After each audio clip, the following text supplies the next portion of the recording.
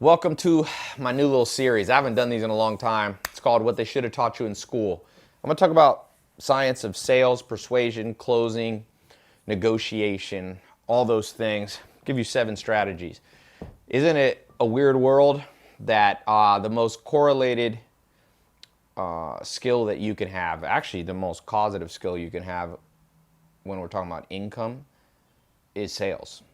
And there's no high school class, there's no junior high class. Maybe you could count the old grandma, what do Girl Scouts learn how to sell cookies? That's probably should be more of that, not just for Girl Scouts. Because a great book that I recommend everyone read, it's on my books list, is The Self-Made Billionaire Effect.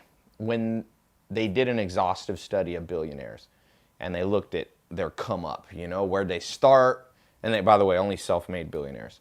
60 to 70% of them started in sales. Ray A. Kroc, who became the richest man in the world, didn't really start till he was like 50. Bought McDonald's from the McDonald's brothers here in LA. I'm actually at my grandma's here, little makeshift studio. My grandma's 101, so she just had her birthday. I flew in for that. I'm living more on the East Coast. And anyway, so I'm reading this book. I'm going, Ray A. Kroc. Okay, that's one. The guy was selling milkshakes door to door until he ran into the McDonald's brothers, used his sales skill to build the biggest restaurant franchise in history, McDonald's, right? And then I go, well, maybe it's just that. Maybe it's like, okay, well, Warren Buffett says the thing that changed his life the most was he took a Dale Carnegie class on, Dale Carnegie, how to win friends, influence people. Like, he learned social skills. He learned how to read people. He learned how to talk to people, how to motivate people, how to get his point across.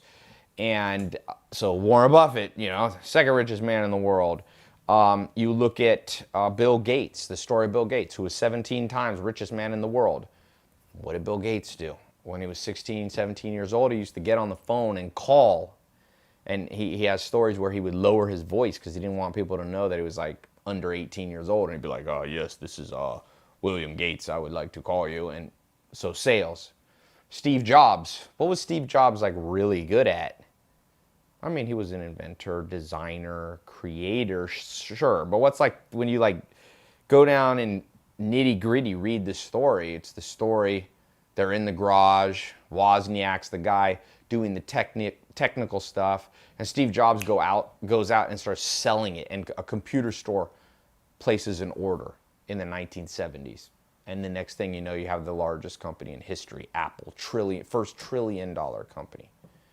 So at the end of the day, this is something they should have taught you in school. So I'm just going to jump into it and just go, if it's true, if these accountants who wrote the book, The Self-Made Billionaire Effect, are in fact correct, and 60 to 70% of billionaires, self-made billionaires, started in sales, and we go to school to learn, in great part, how to advance our career, why isn't this taught? I'll tell you the best college degree, or not the best, but a college degree that is insane because it doesn't exist, or it's insane that it doesn't exist, sales. Why aren't people coming out with a 4-year degree in sales, negotiation, closing? It's whatever. Society, what's up is down in reality. What's down should be up. That's just the world we live in. Everything's backwards. So I hope this little series that I'm starting to do here for my podcast and my YouTube and Facebook, wherever this is reaching you, I hope you really take some notes and dig deeply, because I'm going to open up the war chest that I've accumulated. And there's people who are better at sales than me, but I will tell you, I've learned from smart people. Certainly I know how to reach a lot of people. I'm somewhat controversial, which I'll talk about in sales. Don't be afraid of a little controversy. It makes you viral. And last check, let me see here. My YouTube channel, I've reached, I don't know. Last I looked, it was 1.7 billion. Pull up my little analytics here. Watch time. I like watch time more than view time, but here you're at 1.8 billion minutes, 1.873. So I've certainly sold to people before. Hundreds of millions of people have seen my videos. So I'm going to give you the insight that I've gained. I've spent over $50 million of my own money learning this the hard way.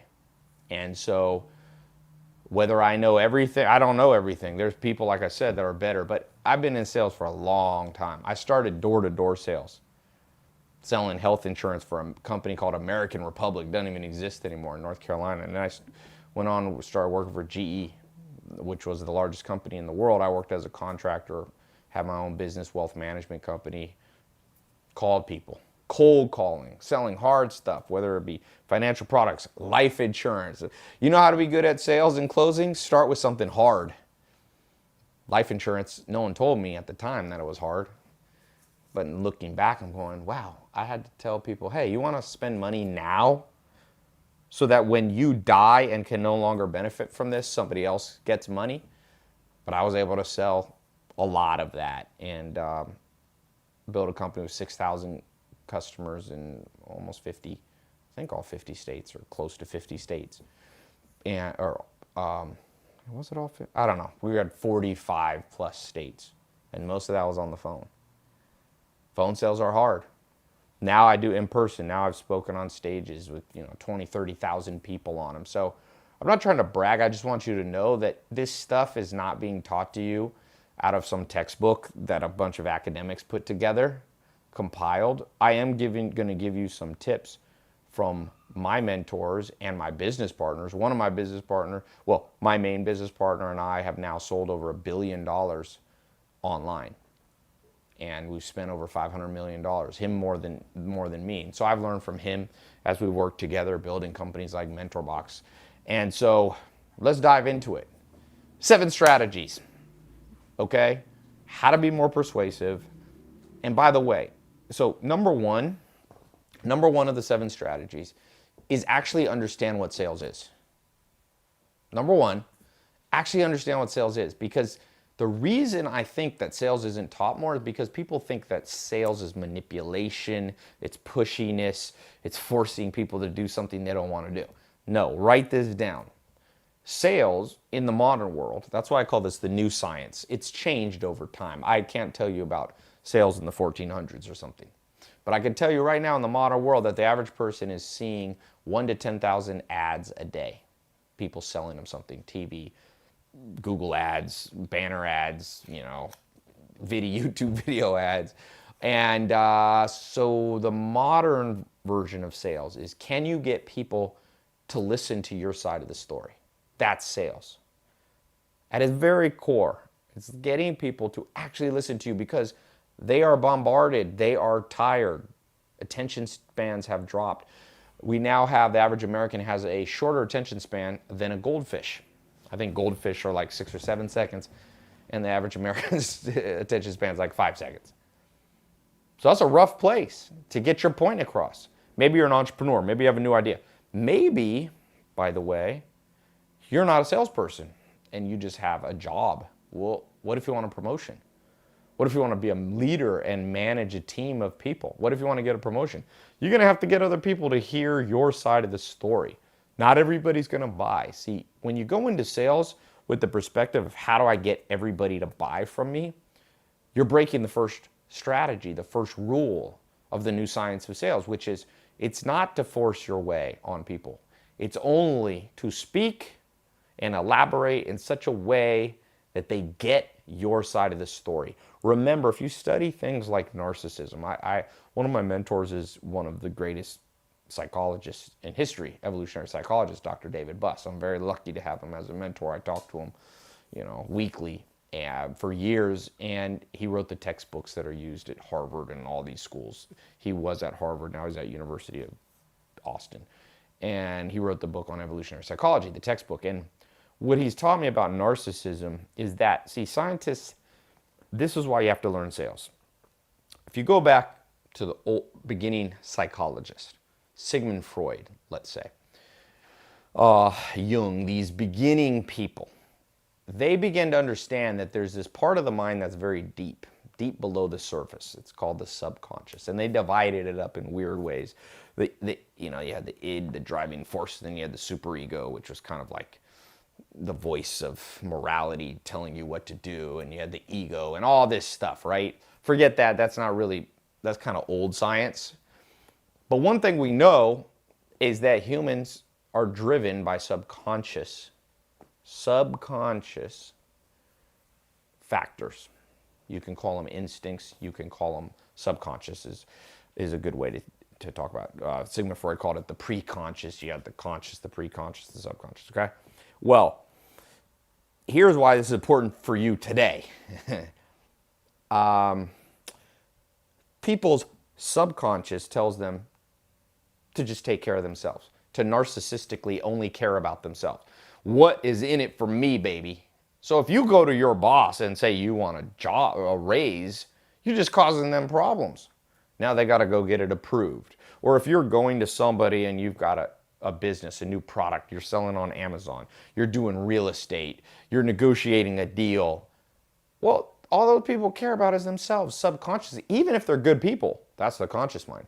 Subconsciously, people want to hear only their side of the story. So they're listening to you, but they're not hearing you. You see, they're listening to you. And if you're not good at sales, people will listen to you, but they won't hear you.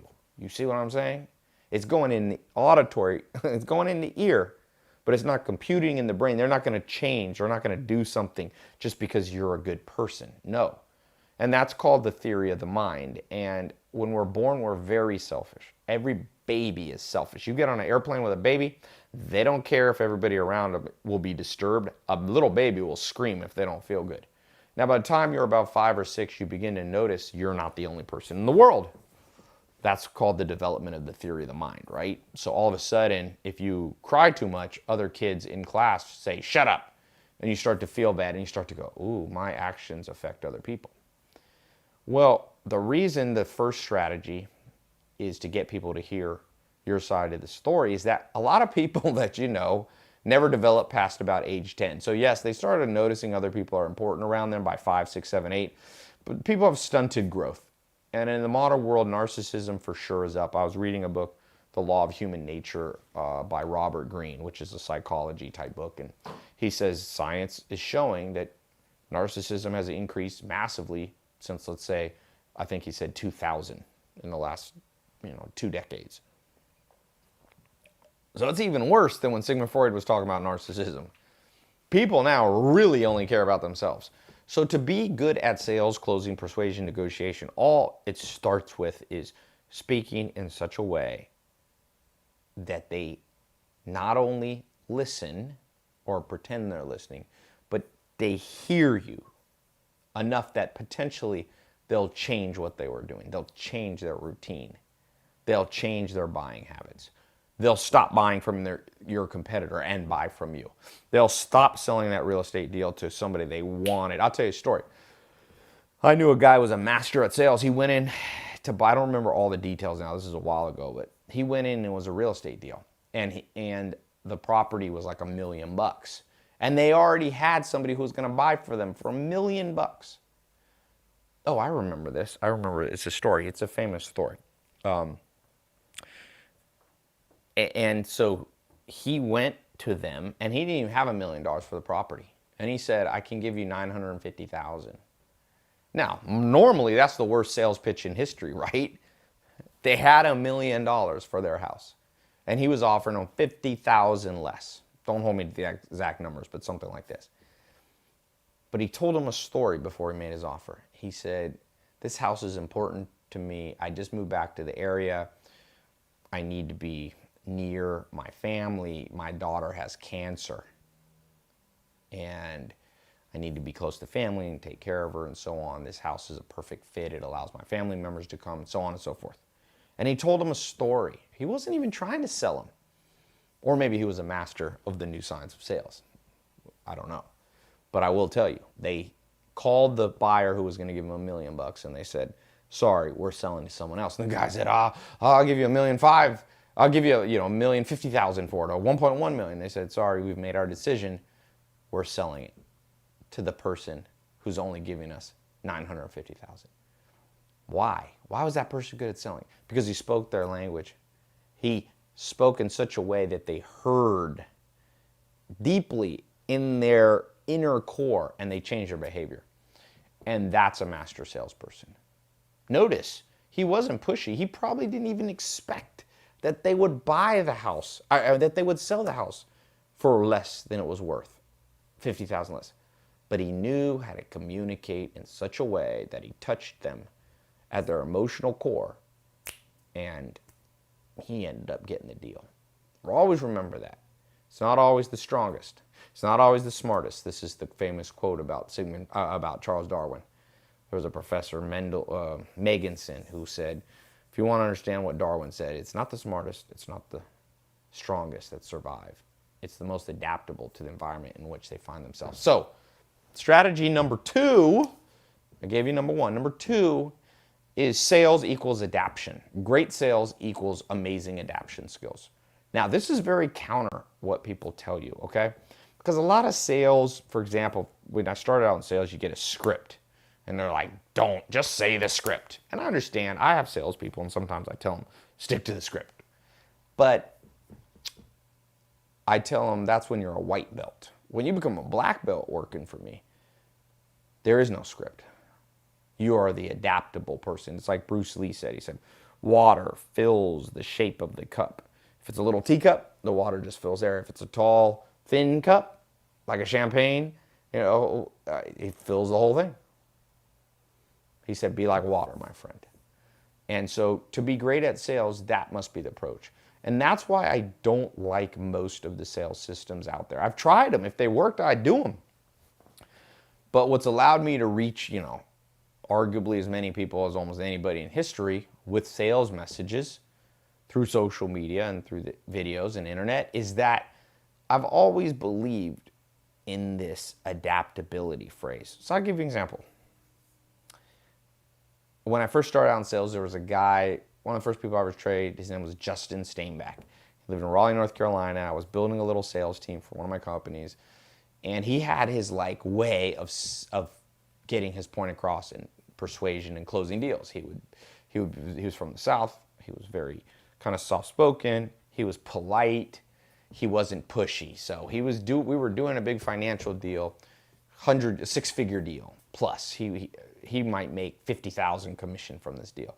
And he's talking to the guy in New York, and you could tell the guy in New York was like this Italian, very stereotypical, kind of mean New Yorker or curt New Yorker. And I listened to Justin try to close this deal. Couldn't close it for a week. Couldn't close it for a month. And I came to Justin. I said, you're going to have to adapt and adjust your sales pitch, man. This one's not working. I said, yell at the guy. Justin said, yell at him? He said, Tai, if somebody yelled at me, I would immediately never do business with that person just out of principle. I said, well, he's not you. This guy doesn't have your psyche. He doesn't have your psychometric personality type. He's from New York. He's different life experience. I said, trust me. Well, Justin didn't listen to me, and the deal didn't close, and deal closed. Finally, not because Justin listened to me, but because he got so frustrated, one day I could hear in the office next to me, Justin just yelling at this guy going, you either do this deal, you've been wasting my time, or I'm never going to call you back. And lo and behold, the guy said, you're right, let's do this deal. The lesson is, when you're not adaptable, you're not great at sales. When you have one shtick, when you have one side of your personality that you bring out all the time, you're a much less persuasive person. And that's why Charlie Munger says, when all you have is a hammer, every problem looks like a nail. When all you have is a hammer, every problem looks like a nail, because when you have one approach to fixing something, if all you have in your tool belt is a hammer, and you go to a house and there's a screw, but you don't have a screwdriver, you're not adaptable like that. You got one tool. You're going to start banging and destroying things, because a hammer does not always fix the problem. So be adaptable. Have multiple tools in your tool belt. Adaptability, number 2. Number 3, which speaks right to that. You need at least 4 tools in your tool belt. 4 tools in your tool belt. Okay? So tool number 1 that you need, the overarching tool that's divided into 4 categories is you need to understand something. I've kind of developed this. I'm in the process of trademarking it. It's called the PACE system, P-A-S-E.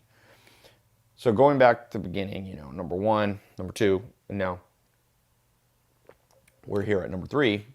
I'm going to do a little 1, 2, 3. Okay. Sometimes when I get on these long talks, I forget. Number 3, have multiple tools in your tool belt. I recommend 4. The overarching system I use is called PACE. You're welcome to borrow it from me. Can't steal it, but you can borrow it. You got to give it back at some point. PACE. Practical. You need a set of practical persuasion tools. You need a set of AA, which stands for action. You need S. Okay, these are different parts of your personality, by the way, you bring out. S. And then E is emotional. So I have a sales full-on 4-month training program. It might be closed when you see this, but you can go to tailopez.com/sales video. And I've got a video training and stuff. tailopez.com/sales video. Or we'll put the link below or whatever. So what I train my salespeople and what I've trained myself with this PACE system, I give you the high level one because I'm not going to sit here and do a 4-month video all in one shoot. I need to go to bed soon. P, remember, sales principle strategy number 1 in the new science is understanding that you gotta get in people's heads in a way that they listen and hear. Not just one. Remember, it means hearing means they take action. Like they actually, oh, you heard me, you did something about it. So some people you need to bring out your practical side. Practical people that you're trying to talk to, you're trying to persuade, they need numbers, they need logic, they need concrete step by step.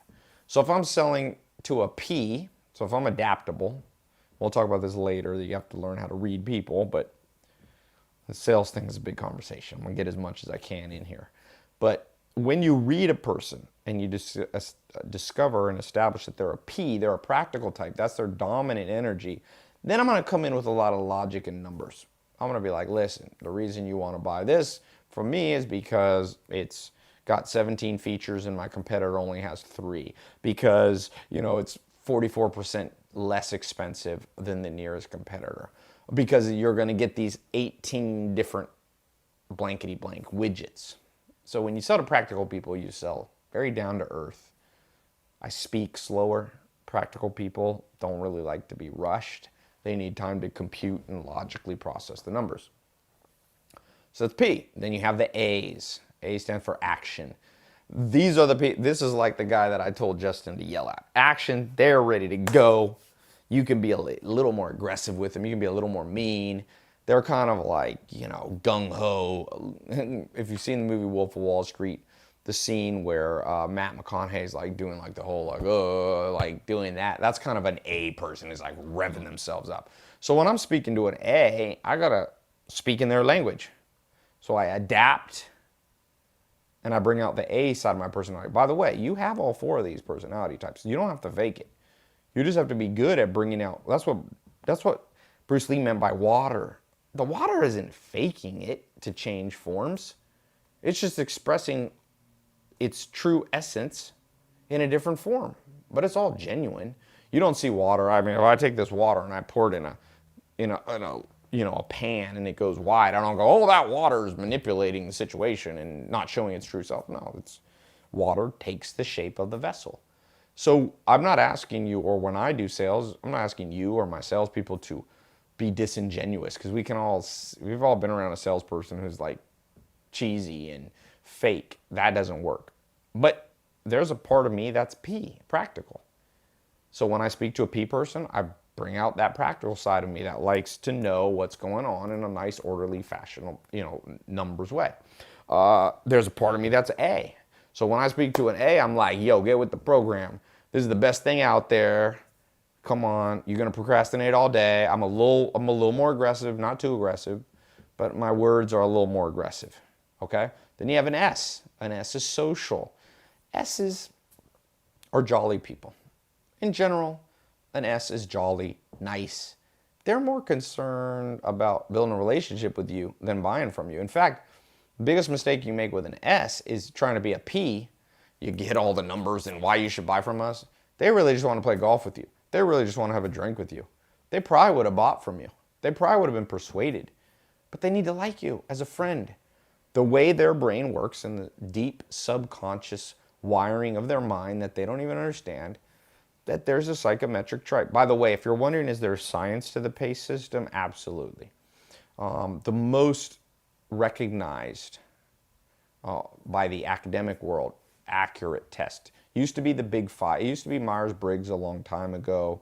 It's kind of the Jungian one. That's kind of been discredited. I've gone through the Myers-Briggs. It's okay. The retest accuracy is relatively low.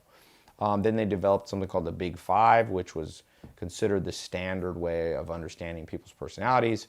In 2000, 2001, it was updated by a scientist. I think he's out of Canada. I forget his name right now, but he developed something called the Hexaco score. It's a great book he written about it called The H Factor of Personality. I recommend it for everybody, especially if you want to get good at sales, reading people, social life, all this stuff. So Hexaco score. So my PACE system is roughly based off the combination of the Big Five and the Hexaco. So for example, in Hexaco, you have honesty, emotionality, extroversion, agreeableness, conscientiousness, and openness to new experience. And then those divide into subfacets. So you have 25 subfacets. So you have sincerity, you have greed, avoidance, modesty, fairness. Those are your H's. Your E's are the emotionality. You have fearfulness, anxiety, sentimentality, and dependence. And then you have for the X, you have extroversion. I'm not going to go through all these, but extroversion are things like social boldness, things like social self-esteem. They have one that is what's it called?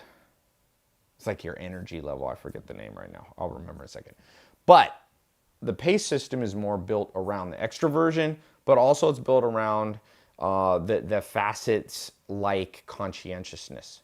So practical, what I'm calling P, I'm giving you like, this is like, I try to live my life like half street smarts, half book smarts.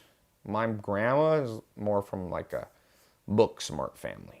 My grandma went to Yale. My grandpa, like, they went to Yale. That's where they met. My dad's from the streets of Harlem.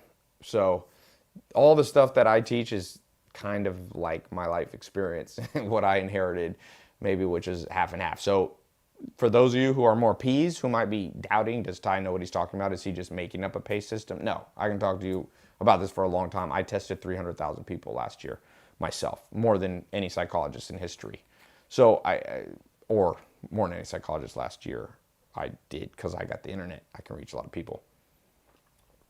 Most psychologists do tests on like 80 college students. I think I actually did 250,000, not 300,000. But so this PACE thing is built around the Hexaco factors of conscientiousness.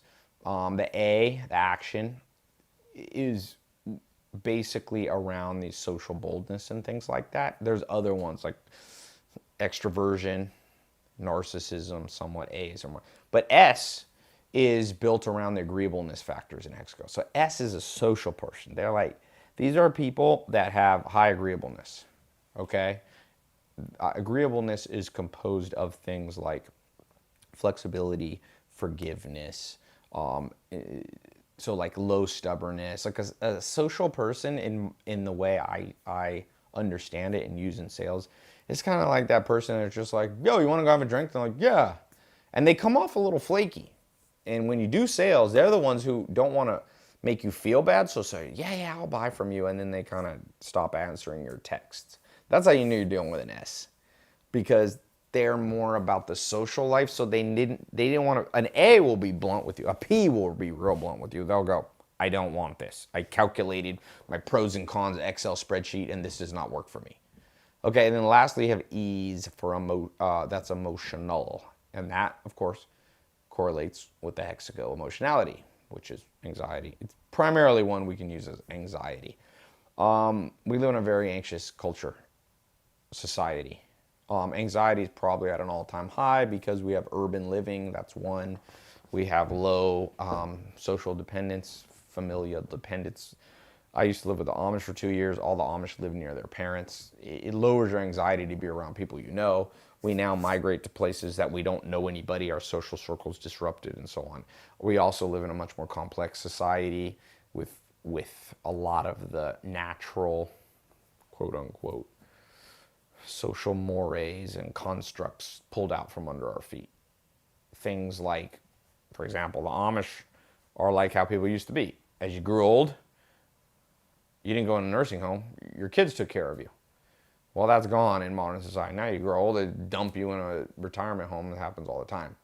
And so, and when you're young, used to be, your dad taught you, your mom taught you, your neighbor had a little apprenticeship, you learned a career, you had a few choices.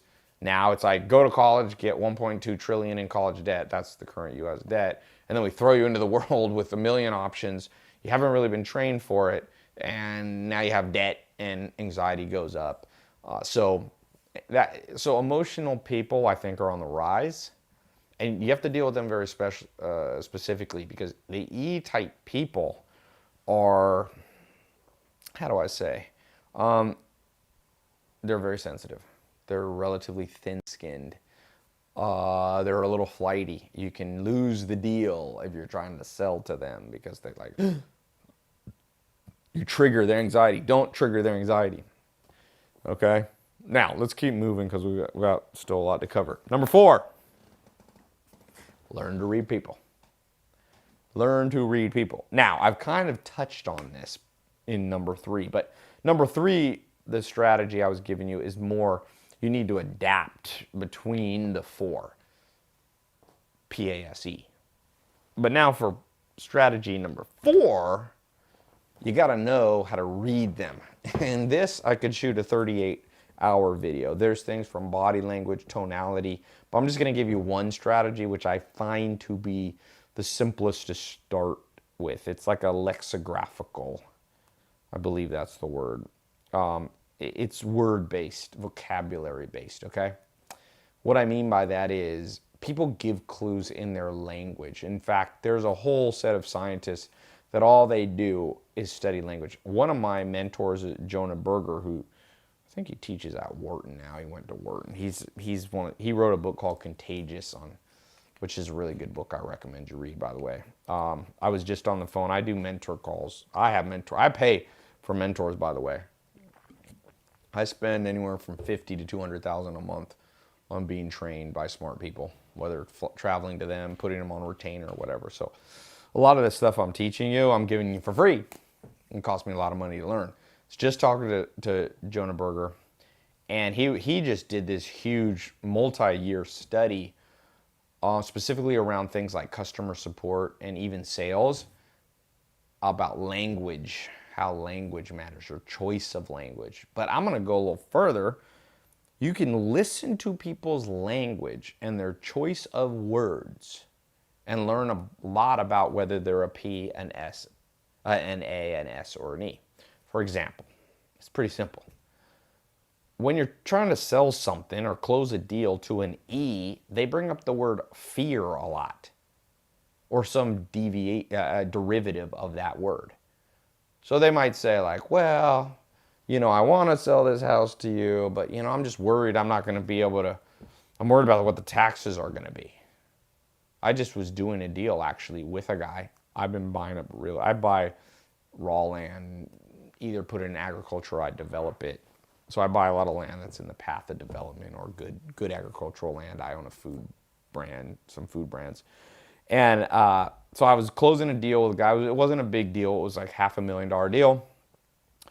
But it was strategic because it was attached to another piece of property. So I wanted this deal to go through. And I had other people doing the sales for me. I had one of my lawyers negotiating. And he couldn't close the deal. Like, we worked on this deal for like a year. And finally I stepped in. And, I hadn't trained my lawyer. Lawyer's more trained in law. And he's not a black belt. I tell everybody, you want to become a black belt in sales. And to be a black belt, you need a lot of training. You need a lot of hours. I'm probably maybe more than a black belt. I definitely have more than 10 or 20,000 hours in sales. Malcolm Gladwell, what did he say? You need 10,000 hours to be a master. And then they kind of amended that and said you need 15,000. Then they're like, you need 20,000. Well, I got 20,000 hours in sales and persuasion, and my lawyer didn't. So the deal stalled, and I stepped in, and I began to just listen to the words. Listen. And I realized I was dealing with an E. And how did I know? How was I able to read this guy? Well, he goes, finally, and by the way, I would say he's an EP, practical emotional, because most people aren't just one thing. The reason I think he was a P is because he knew his numbers very well. When I said, how much do you owe? Because I wanted some owner financing for this deal. I didn't want to have to pay cash. I like to use my cash. The whole point of real estate is don't use your own cash, by the way. When you look at non-leverage returns on real estate, it's not really that good. Business is better. So when I buy real estate, I want to do it pretty much cash. So I go to this guy and I'm like, hey man, what's up? Like, I'm just listening. I don't actually say. I'm thinking in my mind, like, I guess get him talking. By the way, all sales, get him talking. And he's very practical. He's soft-spoken. He's slow to speak. P's usually don't interrupt you. A's will interrupt you because they're action. He didn't interrupt. So I was thinking it was a P, but then he said one thing. Because everything he was saying, I was like, why can't we close this deal? Like, he wants to sell. Then he brought up, he's like, I'm afraid of taxes. And when I hear the word afraid, I go emotional. P's aren't afraid. Practical people aren't afraid. They're more computing. They're like, my taxes will be 37% of this amount. They don't, P's are more like Spock in Star Wars. I mean, Star Trek, not Star Wars. Or R2-D2 or C-3PO in Star Wars, to keep the analogy and metaphor going here. A's have no fear. That's why they're A's. They're like, seize the moment, seize the day, carpe diem, right? S's are so jolly, they have low fear, but E's have fear. So he's like, I'm afraid if I sell it to you this way, I'm gonna have a ton of taxes. So I just said, let me think on it. And I came back the next day, I said, I won't say his name. I almost said his name. He might watch this video. Some of these guys watch my videos. I go, Mr. X, I just realized something. If you finance this deal, we can spread your taxes over way longer, which is what I wanted to do. Okay, this is like the ultimate lay down, exciting sales situation for me because I'm going, is he gonna, I hope he hears what I'm saying. But since I was speaking his language and I brought up fear, I said, I know you're afraid of taxes, man, that sucks. I'd be afraid. And I start repeating the words back to him. It's not mirroring. Mirroring I don't really agree with, but it's like a dimensionalizing pacing that I call it. And I just said, hey, I think, look, yeah, I'd be afraid too. I got a way. And then I switched to P. I'm like, here's a practical way. I'll pay you over time. I'll pay you over 5 years. This will defer a lot of the taxes. We structured the note.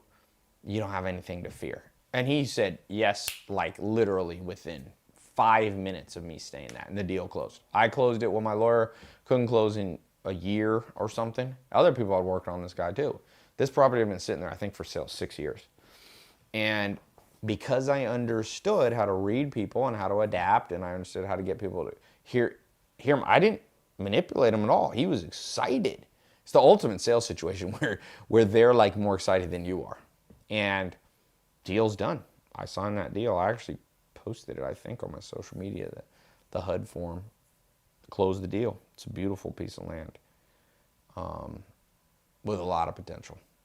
A lot of potential. So that's how you start. You listen to words. So P people will speak in numbers. I'm listening for numbers. If they start saying 33%, if it's my tax bracket is this, and if they sound very robotic, I go P. If they're using robot words, they're P. If they begin action-based words like, hey, like, I emailed you yesterday. What's taking so long? Then you know you're dealing with an A. Impatience, A, action. If they say, what do we need to do to make this go forward? Or if they're a little bit just aggressive at all, aggressive choice of words. In fact, I remember one of the first times I ever did a phone sale. I had built, I started doing it. I started as an entrepreneur when I was a teenager, and I was one of the first people to do internet, use the internet to get customers, for sure, because I was one of the first people on Google AdWords. We're talking way back in the beginnings of the 2000s, and I built a funnel. I was like, if you want to, I forget what it was either life insurance or like financial planning, and this guy, I still remember, I think he might still be a customer. I sold the company to my business partner when I moved back to California, but he might still be a customer. Anyway, I get on the phone, and the dude was like, he had filled out a form asking me to call him, but he must have forgotten. So when I called, he's like, why are you calling me at night? And I almost like got scared and gave up, but I'm an A. I was like, I just told him, I was like, because you told me to. So I didn't realize, I knew nothing about PACE, but in hindsight, he was an A, Because that's something an A would say. Bluntly, like, why are you wasting my time? Why are you calling me? It was like 7 at night I called. Because on the form, he's like, call me after 6. So I just told him, as an A back, I was like, because you told me to call you right now. What am I supposed to do? And when A meets A, he understood me. And he was like, oh, okay. And he turned into my first big customer. I remember I made like $10,000 on a deal with him, which was a lot to me back then. And so unknowingly, now I would know how to deal with that. You know, if an A comes at me with an A, I usually hit them back with the A vibe. If somebody hits me with the jolly, and you may call that mirroring. Again, we'll touch, maybe if I have time, I'll touch on what I think of mirroring. There's advanced mirroring, which I believe in, and there's the cheese ball mirroring, which I disagree with. So I hope this is showing you how matching their language that's already in their brain, their primary driving energy, you become very persuasive to them. Okay, number 5. Maybe I'll touch on this mirroring thing as number 5. Number 5 strategy. Forget most of the stuff that's being taught out there. I'll tell you why. The science has been updated. We have social media. Like I said, a lot of the science was based back then. It was done weird academic research that was done on Ivy League campuses to 80 students. I mean, a lot of this stuff with social media, you can learn more about psychology than any psychologist ever.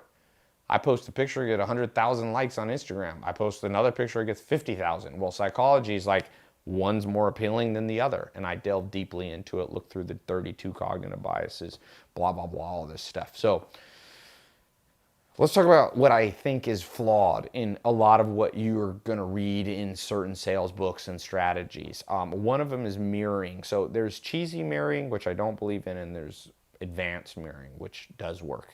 I just kind of gave you an example of advanced mirroring in strategy number 4. But strategy number 5 here is ignore a lot of the stupid sales stuff. Here's an example that's been taught for years to people. God knows how many people have failed with this. It's this thought of mirroring. So you go to a meeting and the person's kind of lean forward and speaking fast. So you mirror them, and because the concept is that people are narcissists, so therefore they want to see themselves in you, which is definitely a little bit of truth and a lot of falsehood to it. I mean, look, opposites also attract. Like, I've always been attracted to blondes. Not only blondes, but certainly I'm not attracted to women who look like me. This is an absolute given. Maybe I'm a narcissist, but I ain't a narcissist to the point where I want a little Tai Lopez woman popping up on a Tinder date. That's definitely going to be a swipe left. Okay, so that kind of mirroring that's taught is very cheesy, and I'll show you why it'll backfire and just practical. Okay, if you happen to meet an emotional person who's high on anxiety, and they lean forward and they start speaking fast because maybe they're a little uncomfortable in the situation, if you start doing the same thing, you heighten the emotionality and you heighten their anxiety. In fact, I like to do anti-mirroring. When I'm speaking to somebody who's like, oh my gosh, I'm really like worried, I don't want to get neurotic like that. I don't want to be speaking that way. You don't want Woody Allen meeting Woody Allen, right? That vibe. So there's a time when you do anti-mirroring. And that's why I said the cheesy ways that sales are taught, they work like 50% of the time. So they can write a book and say, see, it works, but they only point to the 50%. The system I'm training, like this is designed, doesn't always work in practicality, to work 100% of the time because you adapt. There's only so many variations of people. So this one, you adapt to all the variations. So, yeah, remember that. Most of what's being taught is a little bit stupid, not to sound cocky. What's another example? Hold on one second. Not to be rude, but okay. Keep it in. I like to keep my videos raw. Okay. So, what's another kind of part of sales that I think is mistaught? Again, I think these strategies that are out there that are, for example, like always be closing, ABC, that's a common thing. Always be closing. Well, Yeah, in a way, but not in the way that people interpret it. Like, don't always be pushy on people. And again, you get sales when you're pushy, primarily from A types and S types. So when you push hard on A types, they take action. If you push hard on S types, they're so jolly, they kind of eventually give in, even though they're a little flaky. Don't work on P's and E's. P's are like a rock. So what happens is, sales training is like, oh, always be closing. Go for the sale. Call them. If you need to call them 63 times in a row, call them. Don't give up. Well, there's a time. Every good general knows there's a time to retreat. You regroup and you come back later. There's lots of deals that I do that I realize I'm not going to close them now. I retreat and I put them on my CRM and I call them back in 6 months or 12 months or 18 months and I close the deal then. There is a natural progression and timeline to sales. So I don't like the always be closing thing. What I'd rather be always be listening. Now that sounds cheesy, but what I mean is always be reading. How about always be reading people? ABRP. It's my new one. It's not quite as catchy as ABC. I guess ABC catches on because it's like alphabetical. ABC. Okay, I can remember that, Tai. I'm gonna be a good salesman. ABRM. Or ABRP. Always be reading people. And when you're reading them, you're also reading the time frame that they're on, and you're reading their personality type, and you're knowing if they're a P or an E. You can't push them on it as hard. If they're A, you can. So that's just two examples of what I mean by ignore a lot of the modern science and training that's still out there. It's like based on, it's kind of like Myers-Briggs. Like Myers-Briggs is great for like 1950s personality tests. A lot of people are still doing the Myers-Briggs. Myers-Briggs is not a great test. No offense to all the websites out there, like 16 personalities and all this. It's just bad science, and any good, like, it's the laughingstock of modern science, really. Although I do like Myers-Briggs for something. I think Myers-Briggs is good for dating, for reading people. I think it gives you what you need to know, whether to know if you'll be a good romantic match. But it's been updated, baby. Science is a little better. When you broke your leg in like 1915, they were giving you penicillin and all that stuff. Now we have other things that are a little better. You know, not everything's better about modern medicine, but certain things. Certainly it's better to break your leg now than it was in the Civil War, when they would, like, you know, okay, put a little piece of wood between your teeth and here's science. Well, a lot of the modern sales training is kind of like Civil War. Like, yeah, it kind of works, but you lose a leg.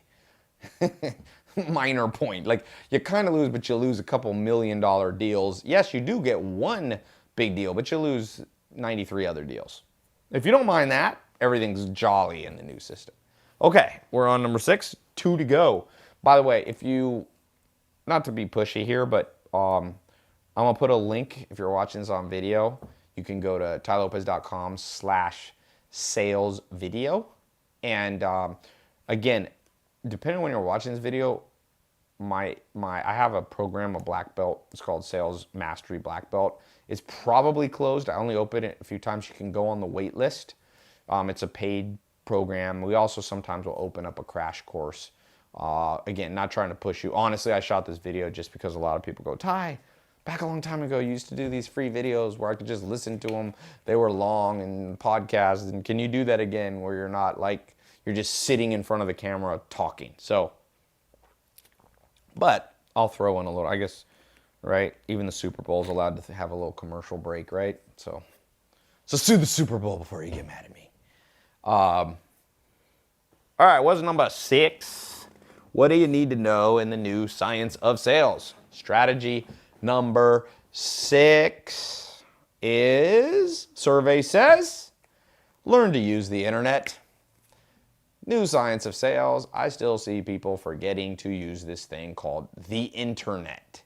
It is very powerful. It is like, you know, the goose that laid the golden egg that they used to tell in childhood stories? Or Jack and the Beanstalk. Wasn't Jack and the Beanstalk about like they were trying to... Yeah, but there was some money thing in it or something. I forget what it was. Somehow related to money. Maybe I'm mixing. About the beans. Okay, I'm thinking of the goose that laid the golden egg. That's what everybody wanted. Sorry, my childhood story knowledge is very weak these days. I'm kidding. not quite a child anymore. But the goose that laid the golden egg, it exists. The money-making machine, money on trees, it kind of exists and kind of doesn't. At the risk of being accused, I get accused sometimes of being get-rich-quick scheme. Tai sells hopes and dreams. He should sell depression and nightmares. That's what I'm going to start saying. Shame on me for selling hopes and dreams. What else are you going to sell? By the way, you want to be good at sales? Sell hopes and dreams. Real ones, not fake ones. Maybe what they mean is Tai. When people don't like me, they're like, Tai sells fake hope and dreams. Not really. If I tell people you can make a living without being a 9-to-5 cubicle job, is that still like... I remember when I first started telling people to sell on the internet, it was still kind of new, and people were like, internet, man. And then like billionaire after billionaire was created after dropping out of college with the internet, and people were like, okay, maybe there's something to this. I got asked to speak with Chris Paul's a friend of mine, plays in the NBA. We got asked to speak at this community service government. It was kind of a government thing. We get there, it's all these kids, and it turns out, I did not know this, the program is like to encourage kids to go to college, which is great. I have nothing against that. I was happy to be there, and they come around, they got the big camera on Chris Paul, and they're like, Chris, tell the kids why they should stay in college. Why did you stay in college? And he's like, I didn't stay in college. I dropped out and was drafted by the Charlotte Hornets and went on to make a lot of money. I think this year or last year he signed a $150 million contract or something like that. And then they're like, Tai, you've been successful as an entrepreneur. Why'd you stay in college? And I'm like, yeah. And then afterwards, me and Chris looked at each other like, I think they invited the wrong two guys here.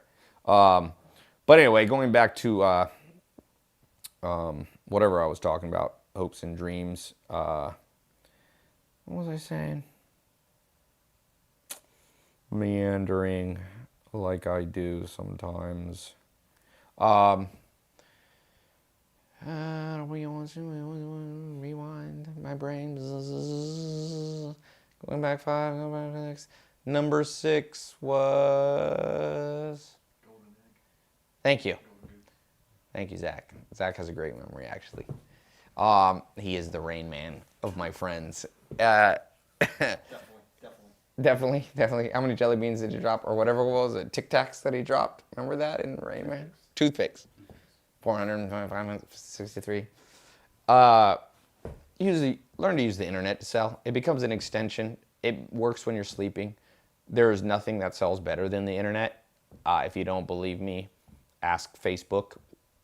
Mark Zuckerberg, who runs the ad platform. That's how they make money on Facebook, by the way.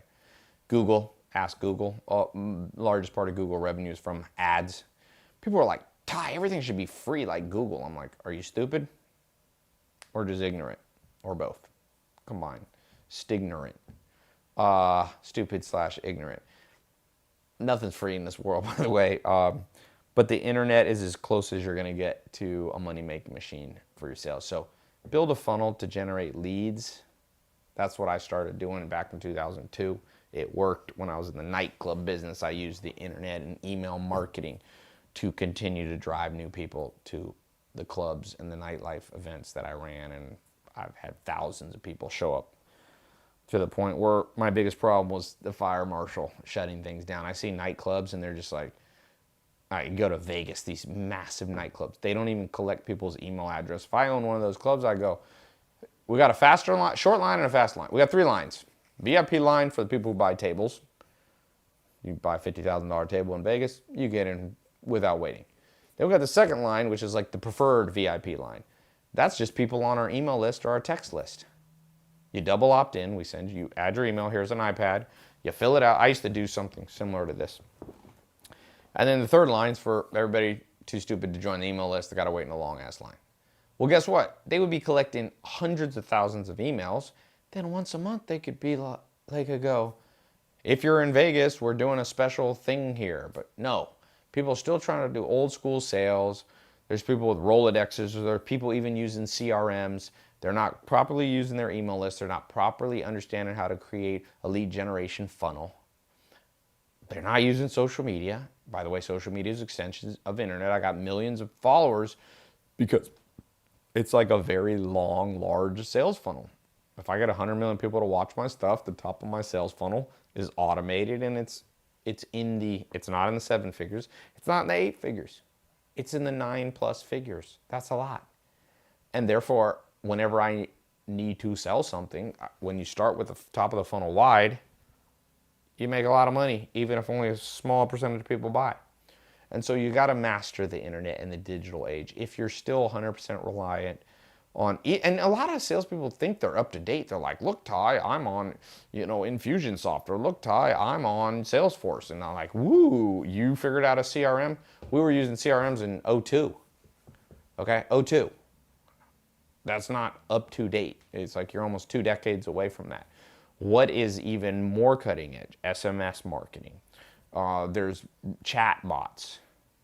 There's simple email lists, but an email list needs to be emailed often, or else it gets stale, stagnant, and people don't open because they don't know who you are. Your unsubscribe rate and your complaint rates go up, and then your delivery goes down. So you got to develop out like a full 360, to use an old cheesy digital consultant word.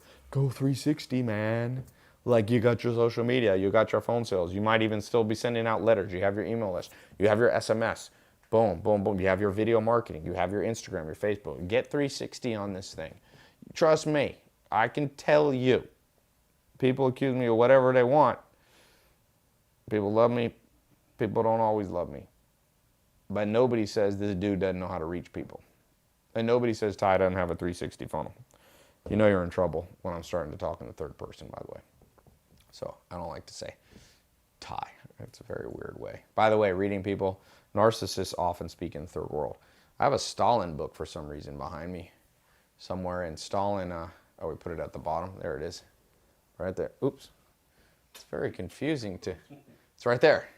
It's very backwards because I got a confidence monitor. Anyway, Stalin started out as a very normal guy, and by the end, he would only speak about himself, not only, but often speak of himself in the third person.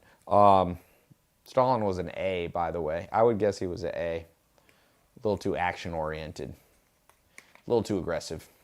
I think he's responsible for his own son killing and 60 million people. Yeah, don't try to sell to Stalin. The Stalin type needs to be just cut out of your sales funnel. Just put them in the unsubscribe list. Okay, and now what is 7? Do-do-do. Do-do-do. There's many things I can make 7. So what do I feel like talking about right now? Because there's really more like 200 strategies to be good at sales. It's funny when people come work for me in sales, like when I really start rolling out all the strategies I have, people are like, wow, that's a lot. That's going to take me a while. I'm like, yep. That's how the game, I've been playing chess for a long time. You want to get good at chess? There's a lot of different permutations. There's a lot of different openings. And almost infinite. And that's how sales is. So, in fact, I'll take it there. I'm going to take it there. Number 7, game theory, baby. Learn the science of game theory. And I want to make it very fun for you to start. Watch the movie with, it's called, it's on game theory. It's about Nash. It's called, is it not Theory of Everything? What is this fucking? Beautiful Mind, thank you. Theory of Everything, Stephen Hawking. My mind is a little tired right now. It's late at night, and I'm on East Coast time while I'm here in California. So basically, in this movie, Russell Crowe is this scientist who goes a little cuckoo, and it's all about a true story of how he won a Nobel Prize for development of game theory. Now, game theory is a whole nother conversation. I should record 62 other videos to explain game theory, but here's the basics. You already kind of learned game theory in school. You just don't understand it. Remember this physics principle that they taught you? I don't think they mentioned this in Beautiful Mind, the movie that I recommend you watch, but I'll just update you. Every action has an opposite and equal reaction. And this is where people mess up. So when you think very linearly, or very, like, you just see things very simply, you miss how the human brain works. So for example, always be closing. Well, if you call people too much, what happens? Every action has an opposite and equal reaction. It works on some people, but in the game of life, does one strategy always work? If you play soccer, does one kind of shot at the goal always work? No, you got to vary it up. When you play basketball, does it always work to shoot a three-pointer all the time? If you're the Houston Rockets a couple years ago, that's what they tried. And to me, it was too one-sided of a strategy. I don't know if you remember, Chris Paul got hurt. They're playing Golden State Warriors. I was going for Chris Paul's a friend, so I was going for the Rockets. He's out. They still almost win, but that last game, they shot like the most three-pointers in any playoff game. And I just didn't agree. I agree to disagree with their coach. I'm going, switch it up, baby. Every action has an opposite and equal reaction. When you always shoot three-pointers, you become predictable. Think about football. American football, for those of you not from America, gridiron. If you always throw the ball, the defense adjusts the game. So they spread out and they don't have as many people on the line. They have people in the back. It's predictable, and so it stops working. So you have to run the ball up the center, or you have to do a variety of plays to throw people off. So when it comes to sales and persuasion, kind of one of the overall things I hope you take away from this free brief training and podcast video thing is that the real way and the real science is that there is no one thing that works. And this freaks people out. People always come to me, they go, Tai, what is the one book? What is the one book that will ensure my success? Well, I say, you need to watch Beautiful Mind and understand game theory. If the game of life was so simple that one book would answer all your questions, guess what? Homo sapiens would not be the dominant force. We'd all be, we'd be part Neanderthal. But humans were able to outthink Neanderthals. In fact, if you do your 23andMe or Ancestry DNA, all of us have a little Neanderthal still in us. Because it's not too long ago that Neanderthals were kind of our cousins on Earth. And so why did Homo sapiens become the dominant form? Well, I don't know the exact reasons. I'm not an anthropologist. My grandma is actually. I'm not an evolutionary expert, but I will tell you, talking to those experts in great part. In fact, if you read the book, Richard Dawkins' book, The Selfish Gene, one of the first kind of books that brought this evolutionary psychology and biology to the masses, along with a guy named Trivers, and all these great people are still alive. I got to interview Dawkins, fascinating guy. It's because humans understood game theory better. We knew that we had to switch it up. We knew that what worked when we lived in Africa did not work when we migrated to Asia or migrated to Europe, North Europe. We began to have to adapt to win the game. And so for those of you coming into this video and you're like, what's the one thing that's going to be great at sales? I'm friends with Wolf of Wall Street. What's the one way to sell this pen? Sell me this pen. Sell me this pen. You're on the wrong track, baby. You're always going to my sales guys are going to destroy you if we ever call the same client. Because I'm training them to be black belts in adaptability. And not saying, what's the one way to sell the pen? But what's the one way for that person to be persuaded to buy that pen? And know that it can change in mid-conversation. If you become too practical, I'll give you an example. This is a practical example. Going back to that deal I told you that my lawyer couldn't close that I stepped in and closed. If I had been too emotional, I knew he was emotional and concerned about taxes. If I had stressed the word fear too much, I might have made him think of a whole new set of fears that he didn't have. For example, I could have ruined that deal by like, you know what? I totally get it. You're afraid of tax. You're afraid of your, but boy, it could be worse. Your property tax on the new place you buy might be way higher than it is here. And all of a sudden, by me playing the game of fear too much, I destroy the deal because all of a sudden he goes, oh my gosh, I never even thought about that.